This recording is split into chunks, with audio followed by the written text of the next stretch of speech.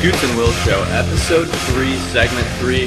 Our firmest, most sincere apologies on the commercial break. Yeah. You know, it's a brutal world out there, but you know what? We gotta make money, and we gotta throw the commercials in there. That's why you get 16 minutes of ads. Sorry for the wait, but we're back.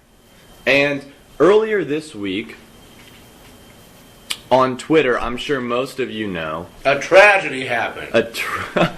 a very good thing happened at KU. Lou Perkins left a little bit early. Earlier than expected. So, he had originally announced he would resign.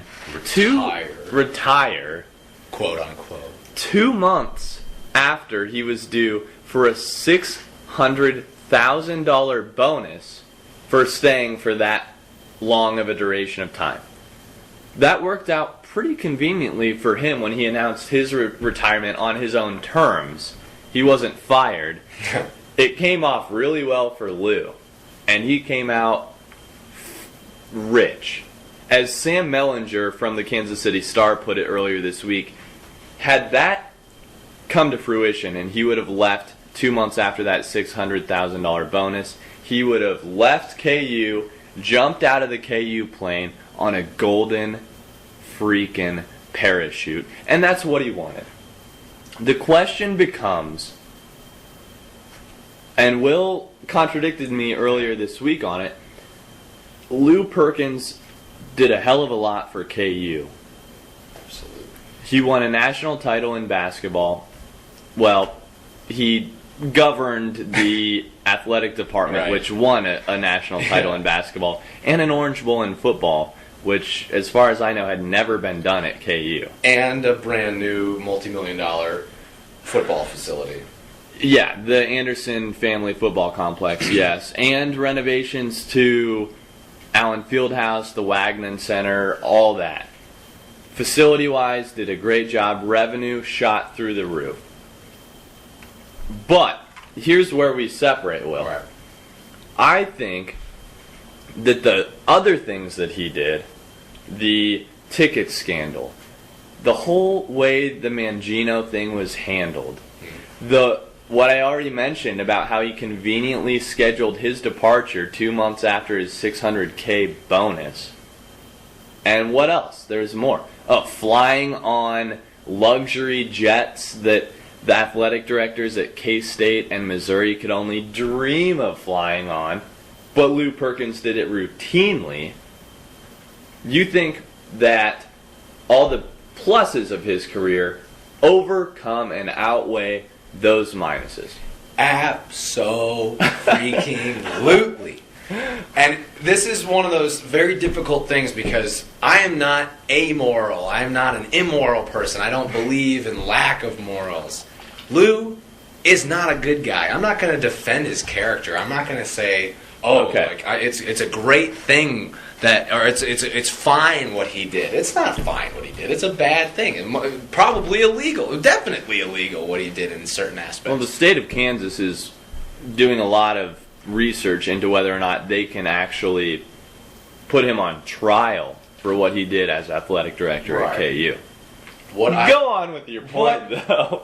It's a hard argument to take, but I still take it because I believe he was, on a scale from F to A, an A++ athletic director as far as results, revenue and results. Just results. Just making money, fundraising, just inflating the athletic department with money as well as victories. We had our first Orange Bowl. You remember that Orange Bowl selection. We did not deserve to be in that Orange Bowl. KU shouldn't have had a chance to be in it. They had a great season. They lost to Missouri. Missouri probably should have been in it. Lou pulls a few strings. He knows a few people. Orange Bowl. We get in the Orange Bowl. I'm just telling you. I never heard that. He was an absolute businessman. He was cutthroat, and he was great at his job. All the scandal stuff, I'm not saying it's good. I'm not saying that it wasn't a black eye, and I'm not saying that they shouldn't have gotten rid of him either. I think it's a sad day that they had to get rid of him because I think he was doing a great job even if he was sleazy, slick Lou. Yeah. And the scariest part for me, I think, and the reason I was most upset about them losing Lou was because now, and this is, I'll take this point from 6'10" Nick Wright, and I think this was a great point. He said that now KU has to hire an absolutely squeaky clean AD, and that's not always the best thing. No. And it's not always going to generate the same type of revenue, the same type of wins.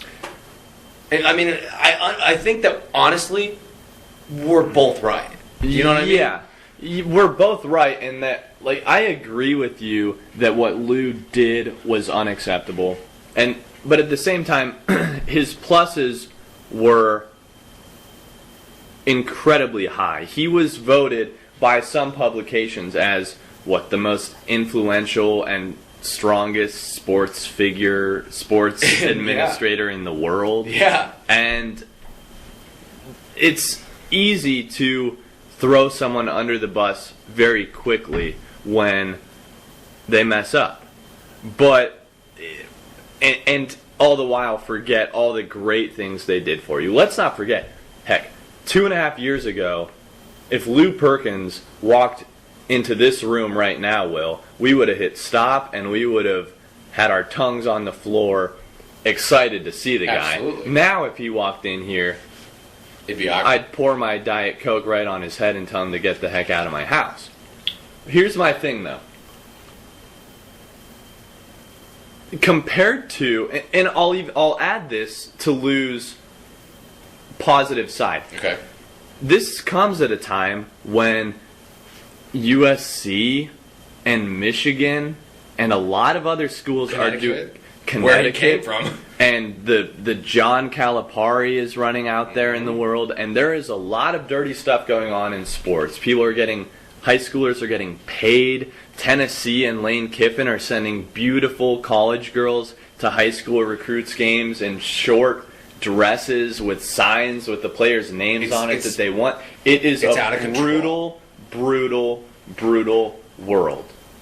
And what Lou Perkins did, really, he didn't cheat to attain his success. He just did some weird stuff on the side. He got exercise equipment in his house illegally, and the ticket scandal thing was weird, but none of that really related to the way that his coaches performed and his teams performed, and they were all successful. That's why I think it's too bad, is because the stuff that he didn't really reflect on the athletic department as much as it just reflected personnel on him. He was just kind of scheming his way into getting more money for himself, his own personal But like gain. you said, the stuff that was athletic department related, the coaches, the players, and everything that came, the recruiting, everything was going, sailing well, and that's why I think it's just a sad story to hear him. He wasn't sending 10 KU cheerleaders out to Bishop Carroll to visit Blake Bell. I almost feel like taking this into the next segment, and we'll take a break here and discuss it. But right now, we are going to take that break. We'll be back with a little bit more on this and conclusion on the show. Scoots and Will Show, Episode 3.